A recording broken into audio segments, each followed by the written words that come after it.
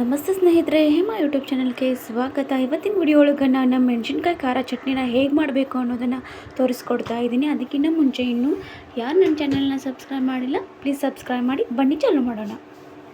ಮೆಣಸಿನ್ಕಾಯಿನ ಒಂದು 10-15 ಮೆಣಸಿನ್ಕಾಯಿನ ತಗೊಳ್ಳಿ. ಅದನ್ನು ನೀಟಾಗಿ ಸ್ವಲ್ಪ ಎಣ್ಣೆ ಹಾಕಿಬಿಟ್ಟು ಈ ಥರ ಹುರ್ಕೊಳ್ಬೇಕು.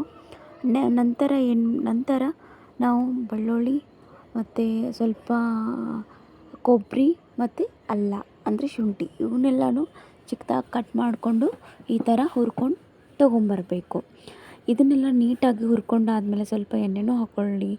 ಆಮೇಲೆ ಉಳ್ಳಾಗಡ್ಡಿ ಇರುತ್ತಲ್ಲ, ಉಳ್ಳಾಗಡ್ಡಿ ಮತ್ತು ಕೊತ್ತಂಬರಿ ಅದನ್ನು ಕೂಡ ನಾವು ನೀಟಾಗಿ ಸ್ವಲ್ಪ ಎಣ್ಣೆ ಹಾಕ್ಕೊಂಡು ಹುರ್ಕೊಳ್ಬೇಕು. ಈ ಥರ ನೀಟಾಗಿ ನೋಡ್ತಾ ಇದ್ರಲ್ಲ ಫ್ರೆಂಡ್ಸ್ ಹೇಗೆ ಅಂತ. ತುಂಬ ಚೆನ್ನಾಗಿ ಚಟ್ನಿ ಆಗುತ್ತೆ. ಮತ್ತು ಇದನ್ನು ರೊಟ್ಟಿ ಜೊತೆಗೆ, ಚಪಾತಿ ಜೊತೆಗೆ, ಇವನ್ ದೋಸೆ ಜೊತೆಗೂ ನೀವು ಹಾಕ್ಕೊಂಡು ತಿನ್ಬೋದು. ಮತ್ತು ಬಿಸಿ ಬಿಸಿ ಅನ್ನದಲ್ಲಿ ಅನ್ನ ತುಪ್ಪ ಹಾಕ್ಕೊಂಡು ತಿಂದ್ರೂ ನಡೆಯುತ್ತೆ. ಮತ್ತು ಇನ್ನೊಂದು ಕಡೆ ನಾನು ಟೊಮೆಟೊನ ಈ ಥರ ಸುಟ್ಕೊಳ್ತಾ ಇದ್ದೀನಿ. ನೀವು ಈ ಥರ ಸುಟ್ಕೊಳ್ಬೋದು. ಇವಾಗ ಬನ್ನಿ, ಹುರಿದಿಟ್ಕೊಂಡಿರುವಂಥ ಮೆಣಸಿನ್ಕಾಯಿ ಮತ್ತು ಹುರಿದಿಟ್ಕೊಂಡಿರುವಂಥದ್ದು ಕೊಬ್ಬರಿ, ಅಲ್ಲ, ಬೆಳ್ಳುಳ್ಳಿ, ಉಳ್ಳಾಗಡ್ಡಿ ಮತ್ತು ಕೊತ್ತಂಬರಿ ಸೊಪ್ಪು ಮತ್ತು ಟೊಮೆಟೊ ಇವಾಗ ನಾನು ಮಿಕ್ಸಿ ಜಾರ್ಗೆ ಹಾಕ್ಕೊಂಡು ಅದನ್ನು ಸಣ್ಣಗೆ ರುಬ್ಕೊಳ್ತಾ ಇದ್ದೀನಿ.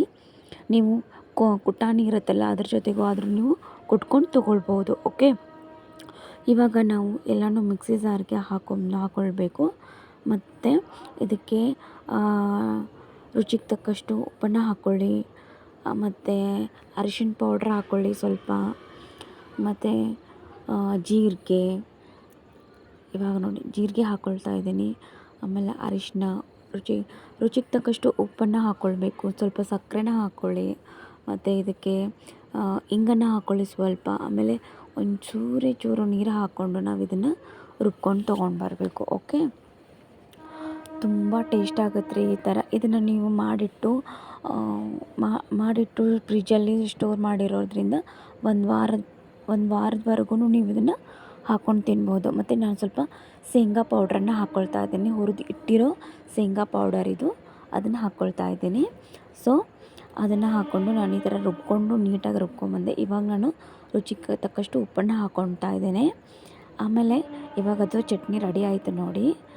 ಇದನ್ನು ನಾವು ಒಂದು ಡಬ್ಬದಲ್ಲಿ ಹಾಕ್ಕೊಂಡು ಸ್ಟೋರ್ ಮಾಡಿ ಇಟ್ಟರೆ ಒಂದು ವಾರದವರೆಗೂ ಬರುತ್ತೆ. ಓಕೆ, ಈ ವಿಡಿಯೋ ನಿಮಗೆ ಇಷ್ಟ ಆಗಿದರೆ ಲೈಕ್ ಮಾಡಿ, ಶೇರ್ ಮಾಡಿ, ಸಬ್ಸ್ಕ್ರೈಬ್ ಮಾಡೋದನ್ನು ಮಾತ್ರ ಮರಿಬೇಡಿ. Thank you.